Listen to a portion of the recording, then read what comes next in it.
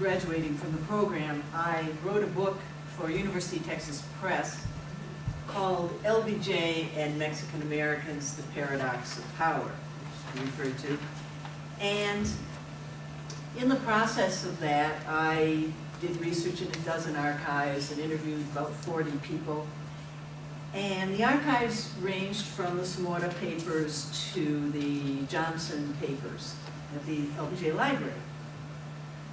And of all the thousands of documents I looked through, the most striking one in this entire study of LBJ and Mexican Americans was about this big. And it was stapled, little piece of paper, stapled to a memorandum from the White House counsel to President Johnson. And on it was one line by the president: "Keep this trash out of the White House."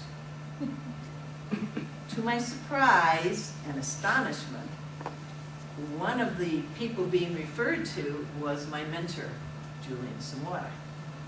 The other person, the other reprobate was Herman Gallegos. So I look forward to you, correcting and amplifying the story.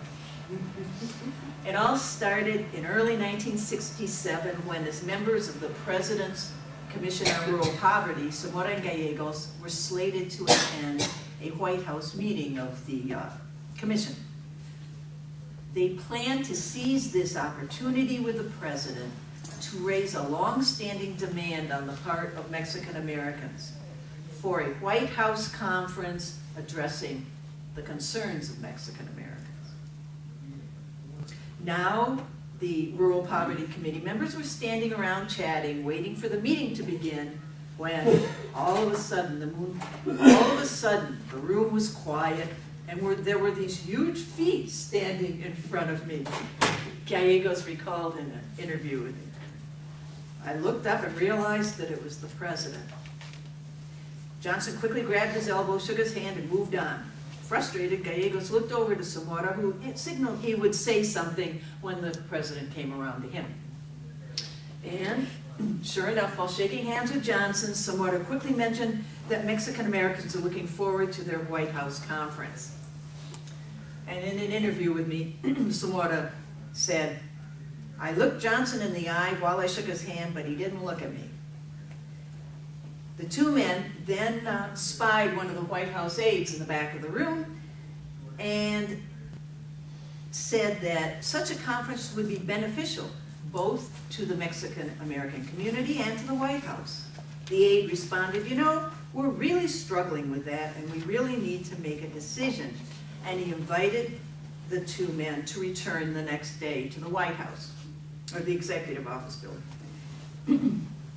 At that meeting was the president's special counsel, Harry McPherson, and afterwards McPherson wrote this memo to the president, quote, "I was evasive and non-committal." And he added that he tried instead to convince the two men that the White House would set up an Office of Mexican American Affairs, that he had argued to them that such an office would be preferable to a conference. But, and here he's speaking to the president in the memo, quote, "They told me that the Mexican American community wants a conference, expects a conference, and will be bitterly disappointed without a conference, and that their bitterness would have serious political consequences." The trouble, they said, is that like everything else ever done for Mexican Americans, an office would be imposed from above. And in that line, McPherson italicized it. An office would be imposed from above. And he went on to tell Johnson, quote, "When I said I thought a conference would be necessarily angry and vituperative, they said it would indeed, if we planned it and ran it. But if the Mexicans were given a large role in developing it, they thought it would be much more coherent and effective." McPherson characterized the two men as pretty level-headed activists. And he noted that, quote, "The Mexicans are a major political factor in 5 states, and we should not risk losing them." And of course, remember, this is early '67, so of course he's alluding to the looming 1968 presidential race. He ended the memo with the idea that, quote, "The risk is greater if we deny them the conference than if some hell is raised." Johnson simply retorted, you know, "Keep this trash out of the White House." So I got thinking about that. And in the research, it came to me that yes, while he had appointed them to his Rural Poverty Commission, and while they were very stalwart supporters of his civil rights and Great Society initiatives, they had the temerity to question the Vietnam War. Moreover, I suspected that LBJ pegged them as allies of his political nemesis, Robert Kennedy. When I posed that theory in an interview with Johnson's top domestic advisor, Joseph Califano, he replied, "Bingo, you've got it." Nonetheless, a conference did materialize later that year, just not in Washington, but rather in El Paso. And the 40th anniversary of that conference is this coming week, because it was October 23rd, 1968. For the first time in history, a president and his top cabinet officers sat and listened to proposals and demands on the part of Mexican Americans.